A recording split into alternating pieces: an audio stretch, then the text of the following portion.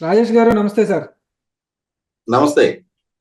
Sir ఇప్పుడు కట్టప్ప బాహుబలిని ఎందుకు చంపాడు అన్నది ఎంత హాట్ టాపిక్ అయ్యిందో, అంటే అదొక సర్ప్రైజ్ అన్నమాట ఎవరికి ఎందుకు చంపాడు అనేది. అలాగే ఇప్పుడు మన తెలుగు రాష్ట్రాల్లో అనుకోండి, రెడ్ బుక్ అనేది ఒక పెద్ద సర్ప్రైజ్ ఎలిమెంట్ అన్నమాట. చాలా పెద్ద సర్ప్రైజ్ ఎలిమెంట్. చాలా యాంగ్జైటీతో కూడా కూరుకున్నారు. తెలుగుదేశం వాళ్ళకేమో వీడి పేరు ఉండాలి, ఆడి పేరు ఉండాలి అని ఊహాగానాలు, కలలు. వైసీపీ వాళ్ళకేమో మా పేరు ఉంటుందేమో, మా పేరు ఉండకూడదు అనే భయాలు. ఇప్పుడు చెప్పండి సార్, మనకి ఖచ్చితంగా ఎవరి పేరు ఉండాలి అనుకుంటే మనకి ఫస్ట్ అంటే ఊహాజనితంగానే అడిగేది. మీకు తెలీదు, నాకు తెలీదు. ఎవ ఎటువంటి వాళ్ళ పేర్లు ఉండే అవకాశం ఉంది సార్ రెడ్ బుక్ లో?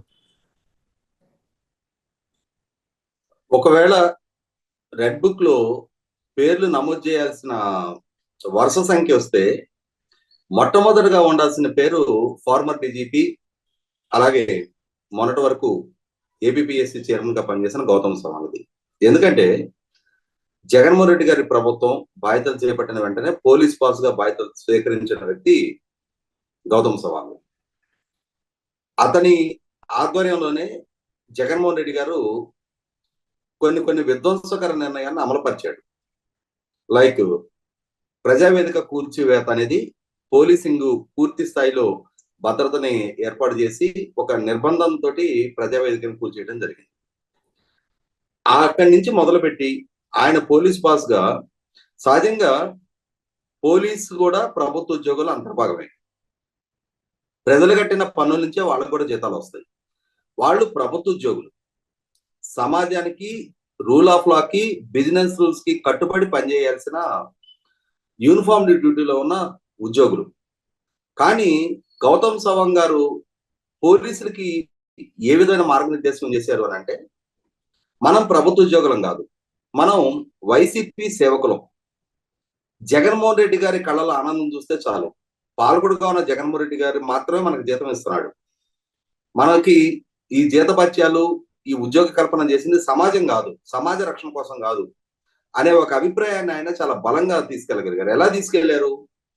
ఆయన పోలీస్ పాస్ గా బాధ్యతలు చేపట్టిన తర్వాత అమరావతి పనుల్ని జగన్మోహన్ రెడ్డి గారి ప్రభుత్వం వేగవంతం చేయటం లేదు అనే అభిప్రాయంతో వాటిని ఒకసారి గ్రౌండ్ రియాలిటీ తెలుసుకోవాలి, స్వయంగా పరిశీలించాలని చెప్పని ఆనాటి ప్రధాన ప్రతిపక్ష నాయకుడు చంద్రబాబు నాయుడు గారు తన నివాసం నుంచి అమరావతి ప్రాంతానికి పర్యటనకి వెళ్ళారు.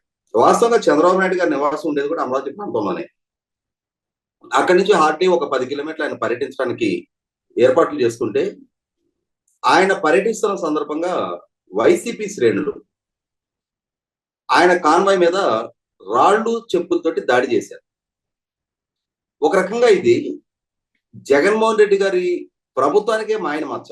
ఎందుకంటే ప్రధాన ప్రతిపక్ష నాయకుడు, Z+ కేటగిరీ రక్షణలో ఉన్న నాయకుడు, ఆయన ఎనర్జీ ప్రొటెక్టివ్. అటువంటి నాయకుడికి రక్షణ కల్పించి ఆయన స్వేచ్ఛాయుత వాతావరణంలో రాజకీయ కార్యకలాపాలు నిర్వహించుకునే వెసులుబాటు కల్పించాల్సిన బాధ్యత ప్రభుత్వాన్ని. ప్రభుత్వ పరంగా చంద్రబాబు నాయుడు గారు పర్యటన సందర్భంగా ఆయన కాన్వాయ్ ప్రయాణించే రూట్ లో సెక్యూరిటీ మెజర్స్ తీసుకోవాల్సిన బాధ్యత ఏపీ పోలీస్ డిపార్ట్మెంట్. ఆయన కాన్వాయ్ పర్యటించే మార్గంలో అధికార పార్టీ నాయకులు కానీ వాళ్ళ శ్రేణులు కానీ గుమ్ముగుడే ప్రయత్నం చేసినా అది చంద్రబాబు నాయుడు గారి భద్రతకి ఇబ్బందికరమైన పరిస్థితి కాబట్టి ఆ విధంగా గుమ్ముగూడకుండా చూసుకోవాల్సిన బాధ్యత పోలీస్ డిపార్ట్మెంట్. ఈ విధమైన జాగ్రత్తలు ఏమి తీసుకోకపోగా వాళ్ళు ఆయన మీద దాడి చేస్తే ఇది పోలీసు వైఫల్యము, ప్రభుత్వ వైఫల్యం అని చెప్పని ప్రతిపక్షాలు ప్రశ్నిస్తే, గౌతమ్ సవాంగ్ గారు చాలా చిద్విలాసంగా ఆయన చెప్పిన మాట ఏంటి అంటే, ప్రధాన ప్రతిపక్ష నాయకుడు పర్యటిస్తున్న సందర్భంగా నిరసన తెలిపే హక్కు, స్వేచ్ఛ ప్రజలకు ఉంది. ఆయన రాజకీయ కార్యకలాపాల పట్ల, అంటే ఆయన ముఖ్యమంత్రిగా ఉన్న రోజుల్లో ఆయన నిర్వహించిన విధుల పట్ల అసంతృప్తితో ఉన్న వాళ్ళు ఎవరో నిరసన తెలియజేసిన దాంట్లో భాగంగా దీన్ని పరిగణించాలి తప్ప దాన్ని దాడిగా పరిగణించవసరం లేదు.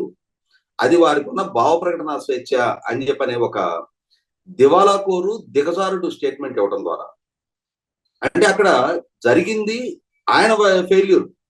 ఆయన భద్రత కల్పించాల్సిన పరిస్థితిలో, అక్కడ ట్రాఫిక్ క్లియర్ చేసిన పరిస్థితిలో క్లియర్ చేయకపోగా, భద్రత కల్పించకపోగా ఆయన మీద జరిగిన దాడిని భావ ప్రకటన స్వేచ్ఛతో పోల్చడం ద్వారా రాష్ట్రంలో ఉన్న మొత్తం పోలీసింగ్ ఏం సందేశం ఇచ్చారు ఆయన?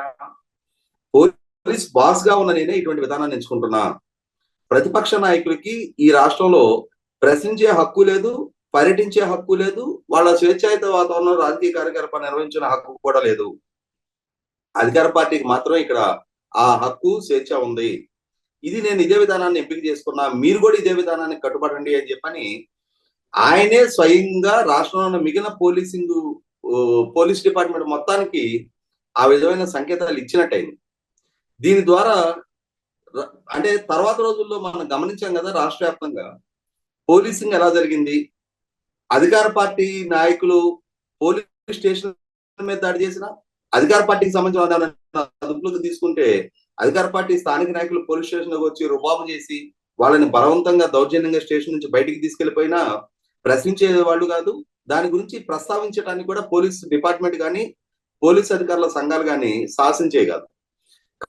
కానీ రాష్ట్రంలో పోలీస్ డిపార్ట్మెంట్ పక్షపాత ధోరణితో డ్యూటీ చేస్తా ఉంది. వాళ్ళు ప్రభుత్వ ఉద్యోగులుగా కన్నా కూడా వైసీపీ పార్టీకి ఒక ప్రైవేట్ ఆర్మీగా పనిచేస్తున్నారు అని చెప్పని ప్రతిపక్ష పార్టీలు కానీ ప్రతిపక్ష పార్టీలకు సంబంధించిన నాయకులు ఏదైనా అంశాన్ని ప్రస్తావిస్తే ఎక్కడ లేని వీరత్వాన్ని పోలీసు అధికారుల సంఘాలు కూడా ప్రదర్శించాయి. మేసాలు దువ్వేవాళ్ళు, తొడలు కొట్టేవాళ్ళు, సవాళ్ళు విసిరేవాళ్ళు, రాజకీయ పార్టీ కార్యకర్తల కన్నా కూడా ఘోరంగా రాజకీయ విమర్శలకు దిగటం చూస్తాం మనం. ఇదే గౌతమ్ సవాంగ్ గారి ఆధ్వర్యంలోనే తెలుగుదేశం పార్టీ కేంద్ర కార్యాలయం మీద, అంటే డీజీపీ ఆఫీస్ కి కొత్తవేటి దూరంలో తెలుగుదేశం పార్టీ కేంద్ర కార్యాలయం ఉంటుంది. డీజీపీ ఆఫీస్ మీదుగానే టీడీపీ కేంద్ర కార్యాలయం మీదకి మందలుగా విజయవాడ, గుంటూరు నుంచి వచ్చి దాడులు చేస్తుంటే ఒక పార్టీ కేంద్ర కార్యాలయం మీద ఇంకొక పార్టీ కార్యకర్తలు దాడులు చేయటం అనేది అది ఎటువంటి సంస్కృతిని పెంపొందించదలుచుకుందో తెలియదు. వైసీపీ ప్రభుత్వం అయితే ఆ విధాన్ని ఎంచుకున్న సందర్భంగా ఇటువంటి సంఘటనలకు పాల్పడటం ద్వారా రెండు రాజకీయ పార్టీల శ్రేణుల మధ్య ఘర్షణ పూరిత వాతావరణం ఏర్పడటానికి ఆస్కారం ఉంటది. ఇది రాష్ట్రంలో శాంతి భద్రతల సమస్యగా మారడానికి ఆస్కారం ఉంటది. రెండు రాజకీయ పార్టీల కార్యకర్తలు రాష్ట్ర వ్యాప్తంగా ఘర్షణకు దిగిన పక్షంలో అది రాష్ట్రాన్ని అతలాకుతలంగా మార్చడానికి ఆస్కారం ఉంది. అది రాష్ట్ర బ్రాండింగ్ కూడా దెబ్బతీయడానికి ఆస్కారం కలుగుతుందనే కనీస మాత్రపు ఇంగిత జ్ఞానం లేని డీజీపీ అక్కడ దాడి జరుగుతుంటే ఆ దాడి జరుగుతున్న అంశాన్ని పోలీసు దృష్టికి తీసుకొచ్చినా కూడా ఆ దాడికి పాల్పడిన వాళ్ళని కట్టడి చేసే ప్రయత్నం కానీ దాన్ని నివారించే ప్రయత్నం కానీ చేయలేదనేది వాస్తవం. ఇటువంటి పరిస్థితిలో ఇవాళ రెడ్ బుక్ లో మొట్టమొదటిగా ఎవరిదైనా ఒక పేరు ఎంటర్ చేయాలి అని అంటే 100కి 100 దానికి అన్ని విధాల అర్హత కలిగిన వ్యక్తి గౌతమ్ సవాంగ్ గారే.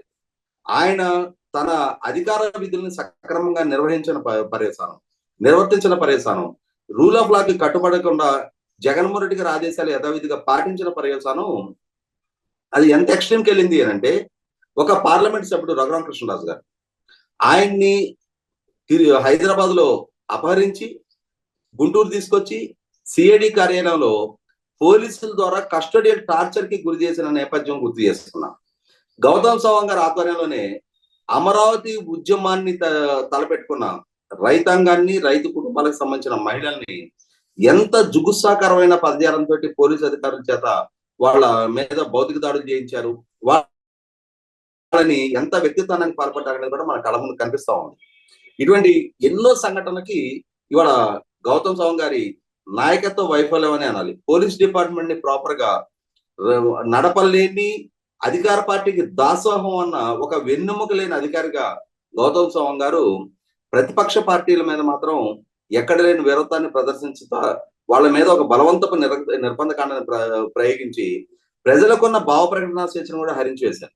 ముఖ్యంగా తెలుగుదేశం పార్టీకి మద్దతుగాను కాదు, లేదు తెలుగుదేశం పార్టీ కార్యకర్తలు కాకుండా కూడా ప్రభుత్వాన్ని ప్రశ్నించిన నేరానికి వయసు, లింగ భేదాన్ని కూడా పట్టించుకోకుండా 66 సంవత్సరాల రంగనాయకం గారి దగ్గర నుంచి మొదలుపెట్టి 73 సంవత్సరాల సీనియర్ జర్నలిస్టు అంకబాబు గారి వరకు ప్రతి ఒక్కరిని అరెస్టులు చేశారు.